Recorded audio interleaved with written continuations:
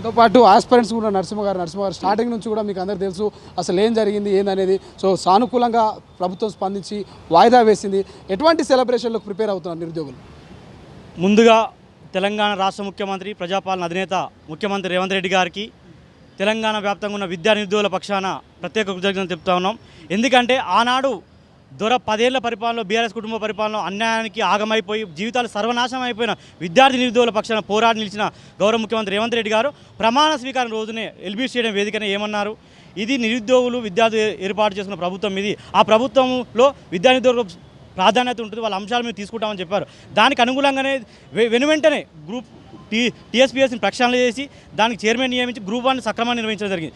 తదనంతరం ఏ అంశమైనా సరే ఇప్పటికీ 10 ఏళ్ల పరిపాలన కేసీఆర్ ఏ రోజు కూడా విద్యా వ్యవస్థ గురించి కానీ విద్యాశాఖ గురించి కానీ యూనివర్సిటీల గురించి కానీ లేకపోతే విద్యా నిధుల గురించి స్పందించిన దాఖలు ఇప్పటి ప్రతిపక్ష నాయకుడు ఉండి కూడా ఒకరోజు మాట్లాడిన దాఖలు లేవు. కాబట్టి ఈ ముఖ్యమంత్రి గారు 7 నెలల కాలంలో ఎన్నోసార్లు విద్యా నిధుల పక్షాన ఎడ్యుకేషన్ మినిస్టర్ దగ్గర పెట్టుకుని మరి మా వైపు ఉన్నారని మా నమ్మకం విశ్వాసం ఉంది.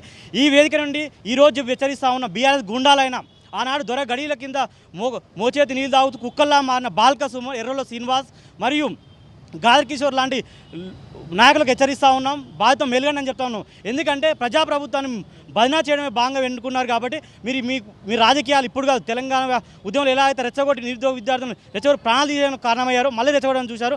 మా నిరుద్యోగులు విద్యార్థులు మేలుకొని ఉన్నారు. మా నాయకుడు అయినటువంటి రేవంత్ రెడ్డి గారు మాకు అండే ఉన్నారు. కాబట్టి మీలాంటి కుట్రలు పనిచేయవు, మళ్ళీ కూడా ఏం చేయాలని చెప్తూనే నా విద్యా నిరుద్యోగ మిత్రులారా మళ్ళీ చెప్తున్నాం, ఎవరి ట్రాప్లో పడకుండా మనం చదువుకుందాము.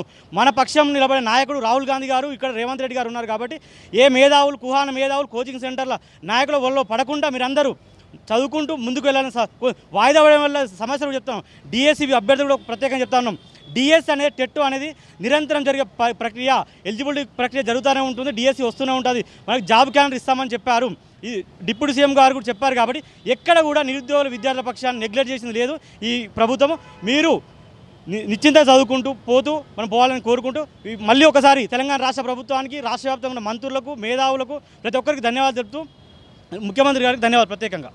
రైట్, ఇది మొత్తం మీద గ్రూప్ 2 గ్రూప్ 3కి సంబంధించి నిరుద్యోగులంతా కూడా సంబరాలకు సిద్ధమవుతున్నారు. అటు ఉస్మానియా క్యాంపస్ సిటీలో కావచ్చు, అదేవిధంగా ఇతర ఏదైతే వాళ్ళు చదువుకున్నటువంటి సెంట్రల్ లైబ్రరీల వద్ద కావచ్చు, కోచింగ్ సెంటర్ల వద్ద వాళ్ళైతే సెలబ్రేషన్లకు సిద్ధమవుతున్నటువంటి పరిస్థితి. ఎందుకంటే ఎన్నో ఉద్యమాలు, ఎన్నో ధర్నాలు, ఎన్నో ముట్టడిలు, ఎంతోమంది మంత్రుల్ని కలిసిన తర్వాత వాళ్ళ యొక్క కష్టం ఫలించింది అనుకోవచ్చు. మనం అందరం చూసినాం ఆర్టీసీ క్రాస్ రోడ్లో వాళ్ళు చేసినటువంటి నిరసన కార్యక్రమాలు కావచ్చు, ఉస్మానియా క్యాంపస్ సిటీలో పోలీసుల చేతులు దెబ్బలు కావచ్చు, ఇలా అనేక రకాల కార్యక్రమాల తర్వాత, అనేక అవమానాల తర్వాత ఇక తెలంగాణ రాష్ట్ర నిరుద్యోగులందరికీ కూడా రాష్ట్ర ప్రభుత్వం చర్చలు జరిపి 2 దఫాల చర్చలు ఫలించినాయని చెప్పుకోవచ్చు. చర్చల అనంతరం కూడా రాష్ట్ర ప్రభుత్వము అటు టీజీపీఎస్సీ ఒక నిర్ణయం తీసుకుంది. ఆ నిర్ణయం ప్రకారము ఇక డిసెంబర్కు వాయిదా వేస్తున్నట్లు ఇక శుభవార్తను అయితే చెప్పేటువంటి ప్రయత్నం చేసింది. సో మొత్తం మీద నిరుద్యోగులంతా కూడా రాష్ట్ర వ్యాప్తంగా అందరూ ఒక సంతోషకరమైనటువంటి వాతావరణంలో ఈ శుభ పరిణామాన్ని అందరూ కూడా అటు సోషల్